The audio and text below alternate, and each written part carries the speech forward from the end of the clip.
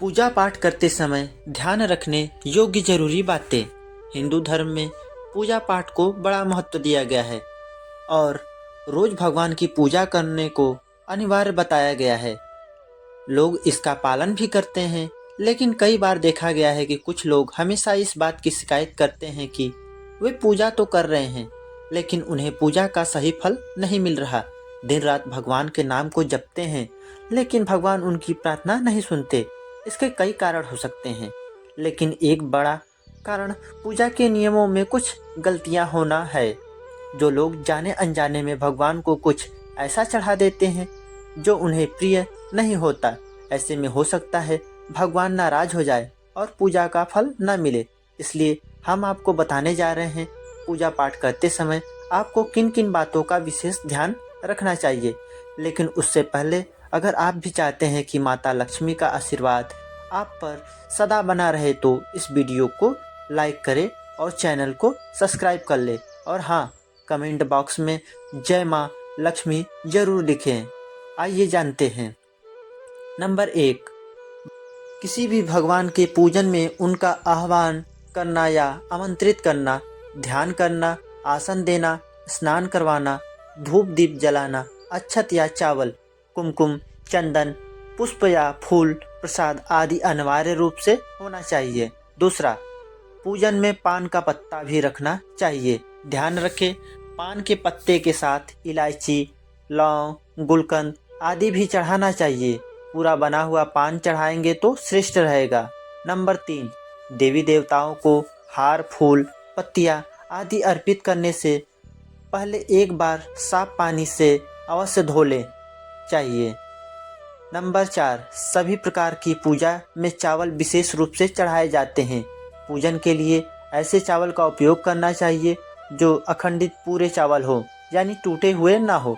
चावल चढ़ाने से पहले इन्हें हल्दी से पीला करना बहुत शुभ माना जाता है।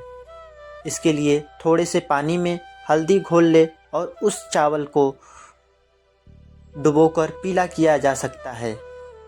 नंबर 5, पूजन कर्म में इस बात का विशेष ध्यान रखें कि पूजा के बीच में दीपक बुझना नहीं चाहिए। ऐसा होने पर पूजा का पूर्ण फल प्राप्त नहीं हो पाता है। नंबर 6, भगवान विष्णु को प्रसन्न करने के लिए पीले रंग का रेशमी कपड़ा चढ़ाना चाहिए। माता दुर्गा, सूर्यदेव व श्री गणेश को प्रसन्न करने के लिए लाल रंग का, भगवान शिव को प्रसन्न करने के लिए सफ़ेद वस्त्र अर्पित करना चाहिए। नंबर 7, किसी भी प्रकार के पूजन में कुल देवता, कुल देवी, घर के वास्तु देवता, ग्राम देवता आदि का ध्यान करना भी आवश्यक है। इन सभी का पूजन भी करना चाहिए। नंबर 8, पूजन में हम जिस आसन पर बैठते हैं उसे पैरों से इधर उधर घिसकाना नहीं चाहिए। आसन को हाथों से ही घिसकाना चाहिए। नंबर 9, यदि आप प्रतिदिन घी का एक दीपक घर में जलाएंगे तो घर के कई वास्तु दोष भी दूर हो जाएंगे। नंबर 10, सूर्य, गणेश, दुर्गा, शिव और विष्णु ये पंचदेव कहलाते हैं। इनकी पूजा सभी कार्यों में अनिवार्य रूप से की जानी चाहिए। प्रतिदिन पूजन करते समय इन पंचदेव का ध्यान करना चाहिए। इससे माता लक्ष्मी की कृपा और समृद्धि प्राप्त होती है। नंबर 11, तुलसी के पत्ते को 11 दिनों तक बासी नहीं माना जाता है, इसलिए पत्तियों पर हर रोज जल छिड़ककर पुनः भगवान को अर्पित किया जा सकता है। तुलसी के पत्ते को बिना स्नान किए नहीं तोड़ना चाहिए। शास्त्रों के अनुसार यदि कोई व्यक्ति बिना नहाए ही तुलसी के पत्ते को तोड़ता है तो पूजन में ऐसे पत्ते भगवान द्वारा स्वीकार नहीं किए जाते। नंबर 12, दीपक हमेशा भगवान की प्रतिमा के ठीक सामने ही लगाना चाहिए। कभी कभी भगवान की प्रतिमा के सामने दीपक न लगाकर इधर उधर लगा दिया जाता है, जबकि यह सही नहीं है। नंबर 13, घी के दीपक के लिए सफ़ेद रुई की बत्ती का ही उपयोग किया जाना चाहिए, जबकि तेल के दीपक के लिए लाल धागे की बत्ती श्रेष्ठ बताई गई है। नंबर 14, पूजन में कभी भी खंडित दीपक नहीं जलाना चाहिए। धार्मिक कार्यों में खंडित सामग्री शुभ नहीं मानी जाती है।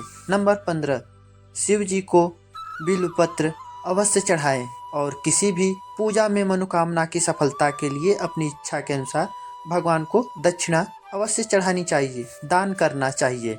दक्षिणा अर्पित करने के समय अपने दोषों को छोड़ने का संकल्प लेना चाहिए। दोषों को जल्दी से जल्दी छोड़ने पे मनोकामना अवश्य पूर्ण होगी।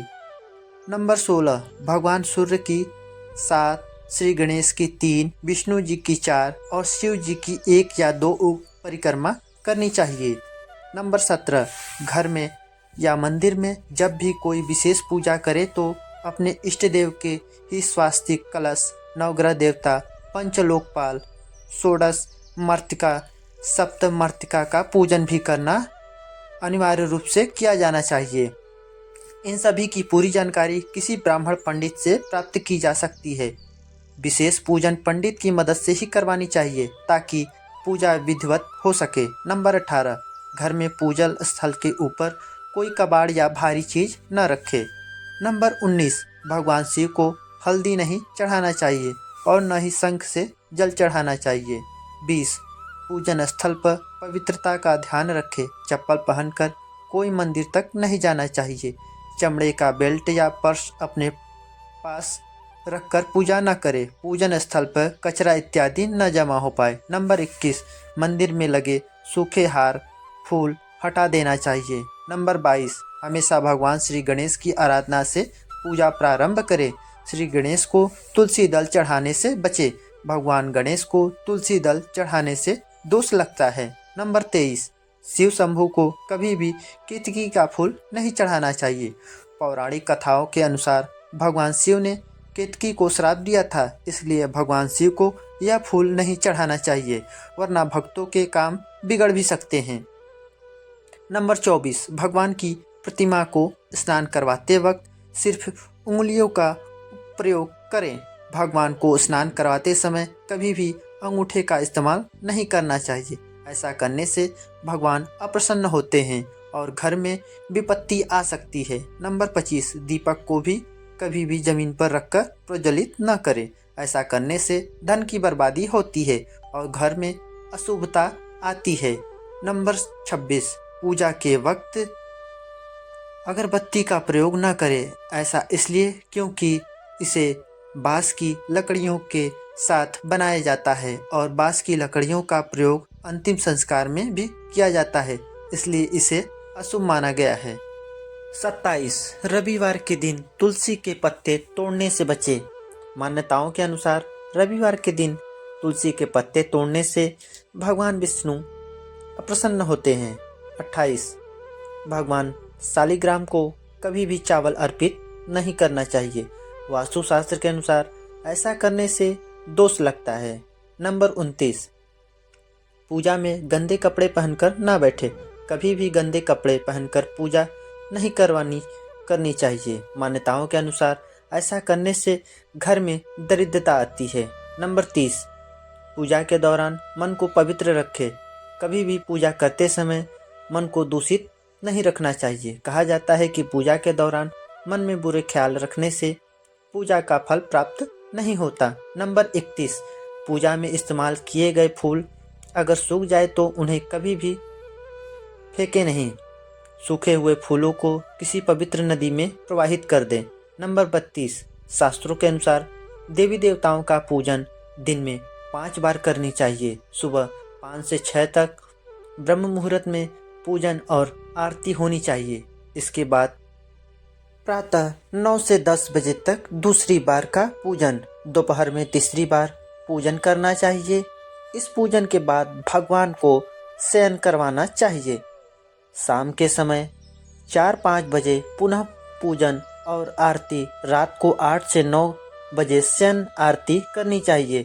जिन घरों में नियमित रूप से 5 बार पूजन किया जाता है वहाँ सभी देवी देवताओं का वास होता है और ऐसे घरों में धन्य धान की कभी भी कोई कमी नहीं होती। नंबर 33, प्लास्टिक की बोतल में या किसी अपवित्र धातु के बर्तन में गंगा जल नहीं रखना चाहिए। अपवित्र धातु जैसे एल्युमिनियम और लोहे से बने बर्तन में गंगा जल नहीं रखना चाहिए। गंगा जल तांबे के बर्तन में रखना ही शुभ रहता है। नंबर 34, स्त्रियों को और अपवित्र अवस्था में पुरुषों को शंख नहीं बजाना चाहिए। इस नियम का पालन नहीं किया जाता है तो जहाँ शंख बजाया जाता है वहाँ से देवी लक्ष्मी चली जाती है। नंबर 35, मंदिर और देवी देवताओं की मूर्ति के सामने कभी भी पीठ दिखाकर नहीं बैठना चाहिए। नंबर 36, किसी भी पूजा में मनोकामना की सफलता के लिए दक्षिणा अवश्य चढ़ानी चाहिए। दक्षिणा अर्पित करते समय अपने दोषों को छोड़ने का संकल्प लेना चाहिए। दोषों को जल्दी से जल्दी छोड़ने पर मनोकामना अवश्य पूर्ण होगी। नंबर 37, आमतौर पर फूलों को हाथों में रखकर हाथों से भगवान को अर्पित किया जाता है। ऐसा नहीं करना चाहिए। फूल चढ़ाने के लिए फूलों को किसी पवित्र पात्र में रखकर लाना चाहिए और इसी पात्र में से देवी देवताओं को अर्पित करना चाहिए। नंबर 38, हमेशा इस बात का ध्यान रखें कि कभी भी दीपक से दीपक नहीं जलाना चाहिए। शास्त्रों के अनुसार जो व्यक्ति दीपक से दीपक जलाते हैं वे रोगी होते हैं। नंबर 39, भगवान की आरती करते समय ध्यान रखें ये बातें। भगवान के चरणों की 4 बार आरती करें, नाभि की 2 बार और मुख की 1 या 3 बार करें। इस प्रकार भगवान के समस्त अंगों की कम से कम 7 बार आरती करनी चाहिए। नंबर 40, अपने मंदिर में सिर्फ प्रतिष्ठित मूर्ति ही रखें। उपहार, कांच, लकड़ी या फाइबर की मूर्तियां न रखें एवं खंडित, जली कटी फोटो और टूटा कांच तुरंत हटा दें। शास्त्रों के अनुसार खंडित मूर्तियों की पूजा वर्जित की गई है। जो भी मूर्ति खंडित हो जाती है उसे पूजा के स्थल से हटा देना चाहिए और किसी भी पवित्र बहती नदी में प्रवाहित कर देना चाहिए। खंडित मूर्तियों की पूजा अशुभ मानी गई है। इस संबंध में यह बात ध्यान रखना योग्य है कि सिर्फ शिवलिंग कभी भी किसी भी अवस्था में खंडित नहीं मानी जाती है। नंबर 41, मंदिर के ऊपर भगवान के वस्त्र, पुस्तकें एवं आभूषण आदि न रखें। मंदिर में पर्दा अति आवश्यक है। अपने पूज्य माता पिता तथा पितरों को फोटो मंदिर में कदापि न रखें। उन्हें घर के नेतृत्व कोण में स्थापित करें। नंबर 42, कभी भी भगवान को या फिर अपने से बड़े को एक हाथ से प्रणाम नहीं करना चाहिए। इसके साथ ही यह भी ध्यान रखें कि सोए हुए व्यक्ति का चरण स्पर्श नहीं करना चाहिए। पूजा के बाद बड़ों का आशीर्वाद लेते समय ध्यान रखें कि किसी के दाएं पैर को दाएं हाथ से, बाएं पैर को बाएं हाथ से छूकर प्रणाम न करें। नंबर 43, जप करते समय जीभ या होठों को नहीं हिलाना चाहिए। इसे उपांशु जप कहते हैं। इसका फल 100 गुना प्राप्त होता है। माला जप करते समय दाएं हाथ को कपड़े या गौमुखी से ढक कर रखना चाहिए, जबकि बाएं आसन के नीचे की भूमि को स्पर्श कर नेत्रों से लगाना चाहिए। इससे आपको जल जप के पूर्ण फल प्राप्ति होती है। नंबर 44, शास्त्रों के अनुसार घर में पूजा करने का स्थान ईशान कोण में होना चाहिए। उत्तर दिशा और पूर्व दिशा के बीच का भाग ईशान कोण होता है। ईशान कोण को शुभ कार्यों के लिए सबसे उत्तम दिशा माना गया है। इस दिशा में पूजा के मंदिर को स्थापित करें। यदि किसी कारणवश ऐसा न भी कर पाए तो भूलकर भी घर के ईशान कोण में गंदगी जमा न होने दे। वह घर के इस हिस्से को सदा पवित्र रखे। ईशान कोण के अतिरिक्त पूर्व दिशा की भी पूजा स्थान के लिए श्रेष्ठ मानी जाती है। इसलिए आप घर में ईशान कोण व पूर्व दिशा दोनों में ही जहाँ भी सुविधाजनक रूप से पूजा स्थल की स्थापना कर सके। नंबर 45, पूजा स्थल में गणेश जी की स्थापना अवश्य करें। इसके लिए एक सुपारी पर लाल धागे मौली को लपेट लें और कुमकुम से तिलक कर एक कटोरी में थोड़े चावल रख के स्थापित करें। नंबर 46, पूजा स्थल में एक कोने में बंद पात्र में गंगा जल अवश्य रखना चाहिए। एक तांबे के छोटे से लोटों में जल को पूजा स्थल में अवश्य रखना चाहिए। एक तांबे के छोटे से लोटे में जल को पूजा स्थल में अवश्य रखना चाहिए। प्रतिदिन इस पात्र का जल बदलना चाहिए। वह पुराने जल को पीपल के पेड़ या तुलसी के पौधे में डाल सकते हैं। नंबर 47, पूजा के स्थान में एक देव की सिर्फ एक प्रतिमा रखें। यदि आपके पास एक देव की से अधिक प्रतिमा पूजा स्थल में है तो उन्हें घर में कहीं भी दीवार आदि पर लगा सकते हैं, किंतु पूजा स्थल में एक देव की ही प्रतिमा रखें। नंबर 48, घर में पूजा के स्थान पर कभी भी बड़ी मूर्तियां नहीं रखनी चाहिए। बड़ी मूर्तियों में प्राण प्रतिष्ठा होना अनिवार्य हो जाता है, इसलिए बड़ी मूर्तियां मंदिर के लिए ही उचित हैं।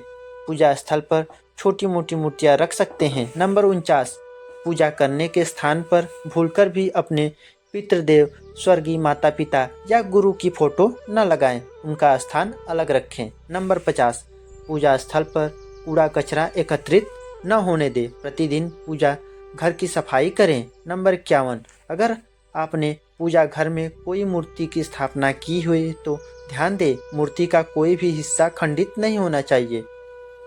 मूर्ति खंडित होने पर तुरंत उसे वहां से हटा दें। खंडित मूर्ति को बहते जल में विसर्जित कर सकते हैं। नंबर 52, पूजा के समय यदि संभव हो तो शुद्ध देसी गाय के घी का प्रयोग करें। वह भोग लगाने के लिए अग्नि में गाय के गोबर के कंडों उपलों का ही प्रयोग उत्तम माना गया है। नंबर 53, पूजा पाठ के समय दीपक कभी भी बुझना नहीं चाहिए। शास्त्रों में यह एक बड़ा अपशगुन माना गया है। नंबर 54, पूजा पाठ के समय गूगल युक्त धूप बत्ती का प्रयोग करें। गूगल घर के वातावरण को शुद्ध और घर से नकारात्मक ऊर्जा या बुरे दोष को दूर कर सकती है। नंबर 55, रात्रि को सोते समय पूजा स्थल को लाल पर्दे द्वारा ढक दे व सुबह होने पर पर्दे को हटा दे। नंबर 56, पूजा करते समय भगवान को फूल चढ़ाना शुभ माना जाता है।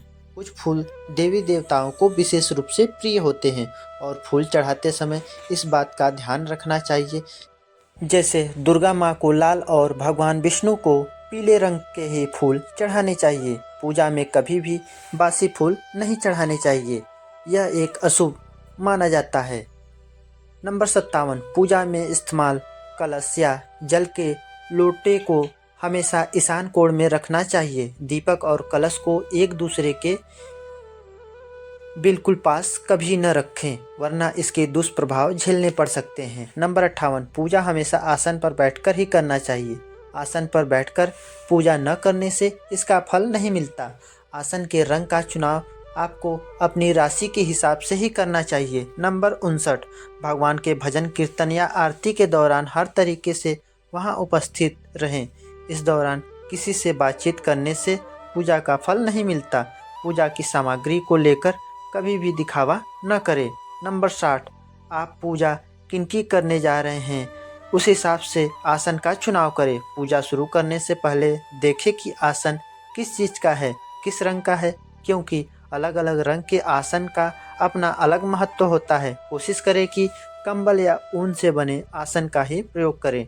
धन की देवी माता लक्ष्मी, माँ दुर्गा और हनुमान जी की पूजा करने जा रहे हैं तो लाल रंग के आसन का प्रयोग करें। अगर मंत्र सिद्धि की पूजा करनी है तो कुश से बने आसन को श्रेष्ठ माना गया है। यह तमाम जानकारी जन रुचि को ध्यान में रखकर दी जा रही है। ज्योतिष और धर्म के उपाय और सलाहों को अपनी आस्था और विश्वास पर आजमाएं। वीडियो का उद्देश्य मात्र आपको बेहतर सलाह देना है। इस संदर्भ में हम किसी प्रकार का कोई दावा नहीं करते हैं। तो दोस्तों, यह वीडियो आप लोगों को अच्छी लगी हो तो वीडियो को लाइक और चैनल को सब्सक्राइब जरूर करें। मिलते हैं अगली वीडियो में, तब तक के लिए धन्यवाद।